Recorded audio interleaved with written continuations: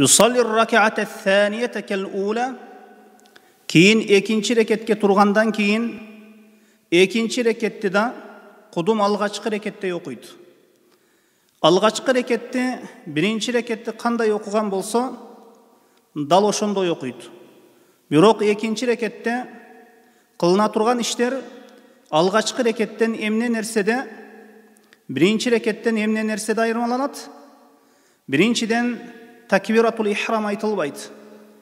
İkinciden sana aytbaysız. Üçüncüden a'udhu billah'ti kaytarbaysız. A'udhu birinci rekette aytılat. İkinci bir ayırması.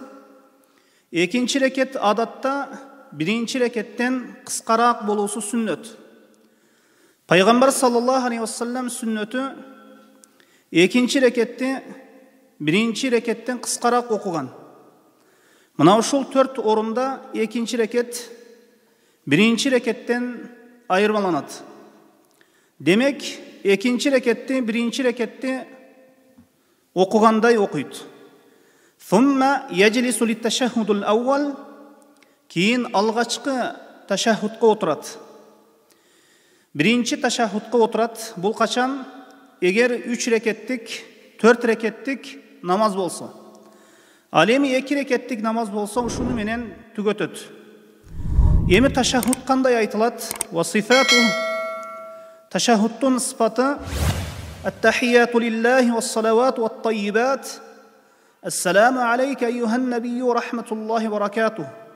Esselamu aleyna ve ala ibadillahi salihin.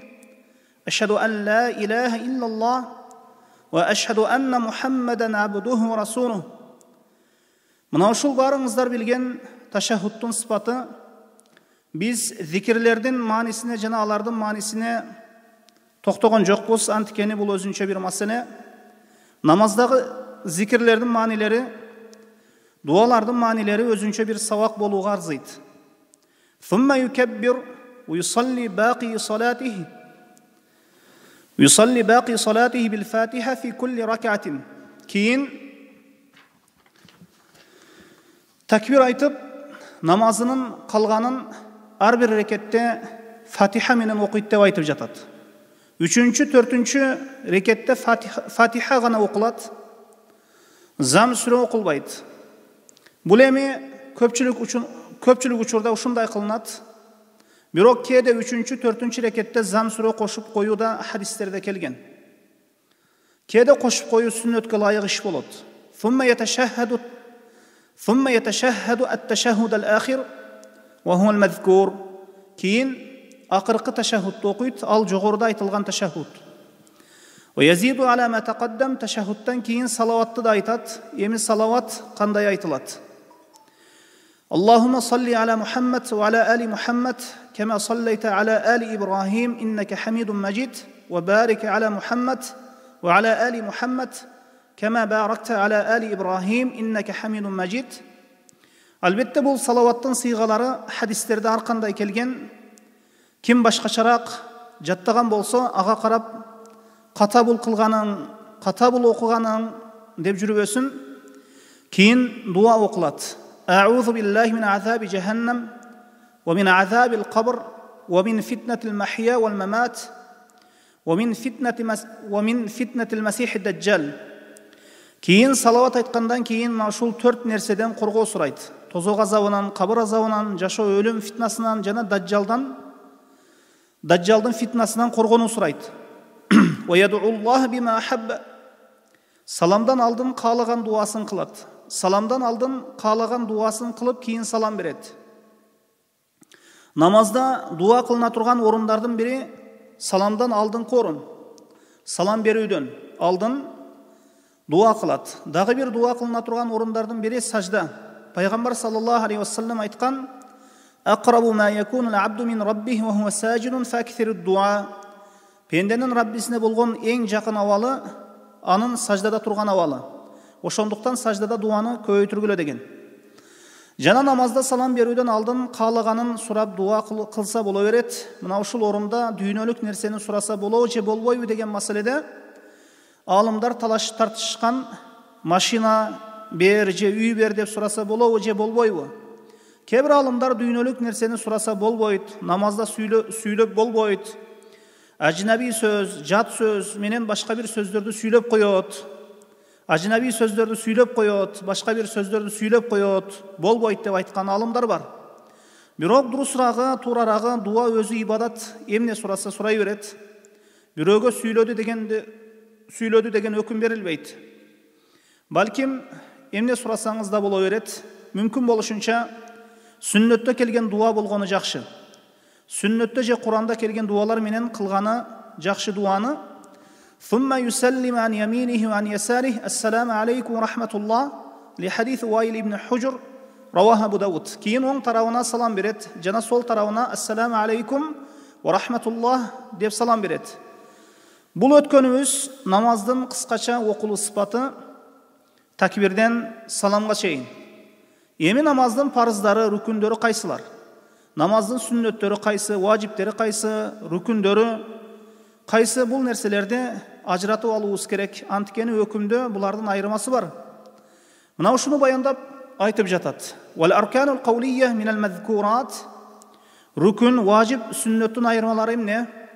Рукун жана важип сүннөттөрдү баяндап бүткөндөн кийин эми булардын артынан өкүмдөгү айырмасын айтат. Автор рахимахулла, рукундөр парыздары кайсылар экен намаздын? Каули болгону бар, жана фейли болгону бар. Сөзгө байланыштуу болгон рукундөр бар, жана иш аракетке, мындайча айтканда фейлге байланыштуу болгон өкүмдөр бар. Сөзгө байланыштуу болгондору төртөө. Такбиратул ихрам биринчиси.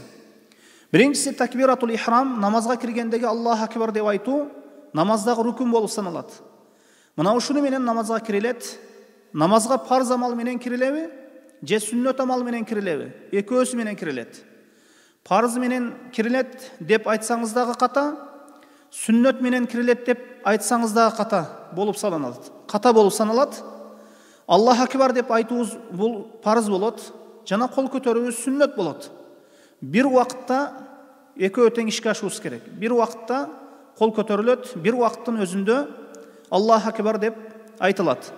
Демек намазга бир убакыттын өзүндө парыз жана сүннөт амал менен кирилет экен. Имам Абу Ханифа рахимахулладан риваят кылынат. Бул риваят канчалык туура Аллах билет.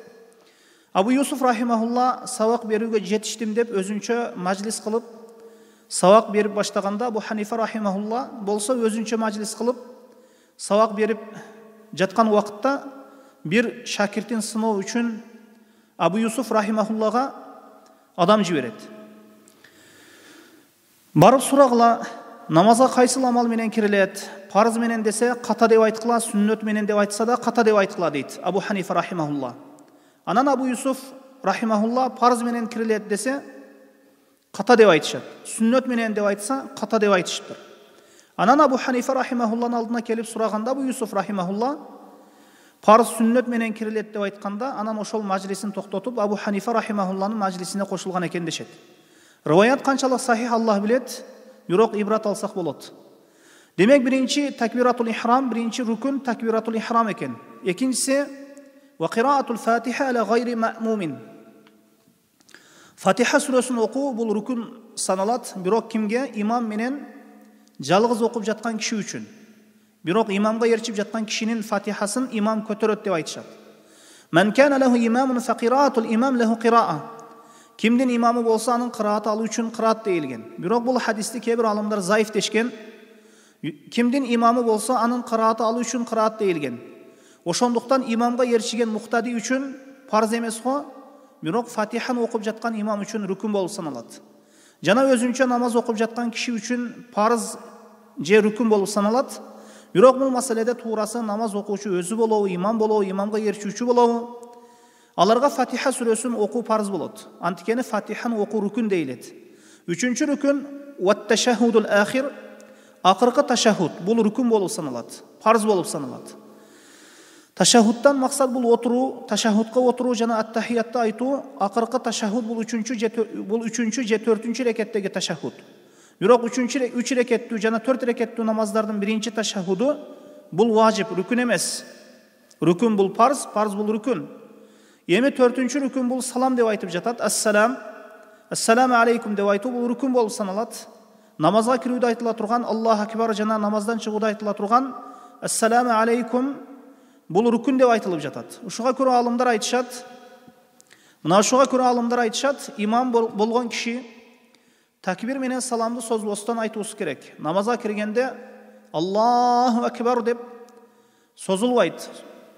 Саламда да созбой айтуусу керек. Саламды дагы созбой айтуусу керек, балким созбостон айтылынат. Анткени сизге эричип жаткан киши мухтади Аллаху акбар деп созуп айтып жаткан болсоңуз, сизден алдын Аллаху акбар деп айтып койгон болсо, анын намазы байланган жок имамдын намазына.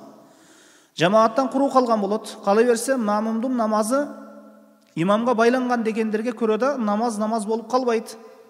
Кудум ушунда имам созуп салам берсе, имамдан алдын салам берип койгон болот. Имамдан алдын салам берип койгон болсо, ал намаздын ажыр соонан куруу калган болот, же намазы намаз эмес болду. Ошондуктан такбир менен салам созулбай, мат кылынбастан кыска кылып айтылат. Саламды бир тарапка берүү рүкүн, экинчи тарапка берүү сүннөтпү, же эки тарапка берүү парзбы? Бул талаштуу маселе. Кээ бир алымдар бир тарапка берүү парз, экинчи тарапка берүү сүннөт дешет. Хилафтын, талаш тартыштын жемиши бир тарапка салам бергенден кийин, экинчи тарапка салам бергенге чейин, же экинчи тарапка салам берүүдөн алдын дарат кетип калса, намаз болобу же жокпу? Хилафтын жемиши бир тарапка салам бергенден кийин, экинчи тарапка салам бергенге чейин дарат кетип калса, намаз болобу же жокпу? Парзды өтөп болду дегендерге көрө намаз болот. Экөөсү парз дегендерге көрө кайрадан намаз окууга туура келет. Имам салам бергенде анын артынан ээрчип жаткан мухтадилер имам менен бирге, ошол имам салам бергенде анын артынан ээрчип жаткан мухтадилер, имамга ээрчүүчүлөр имам менен барабар кылбастан имамдын артынан кылуусу бул сүннөткө ылайык болот. Иза каббара имам факаббиру. Пайгамбарыбыз саллаллаху алейхи вассалам айтты, эгер имам такбир айтса, такбир айткыла деп айтты. Могу хадистеги фа тамгасы эмнени билдирет? Тартипти билдирет. Имамдын артынан бирге, ошо имам менен бирге такбир айтылбайт, бирге салам берилбейт. Имам менен бирге такбир айтылбайт, бирге салам берилбейт, балким анын артынан салам берилет. Төрт түрдүү абалы бар дешет алымдар. Имамдан алдын кетип калуу, өтүп кетүү бул арам. Имам менен бирге кетүү макрух. Анткени алдын кетип калуу коркунучу бар, имамдан алдыга өтүп кетүү коркунучу бар. Имамдан аз гана артынан баруу, артынан жүрүү намаз амалдарында бул сүннөткө ылайык иш. Жана имамдан өтө кечигип кетүү да туура келбейт. Төрт түрдүү сүрөтү бар экен. Ошол имамдын артынан болуусу, эми жүрүүсү, айтуусу, салам берүүсү, намазга кирүүсү сүннөт экен.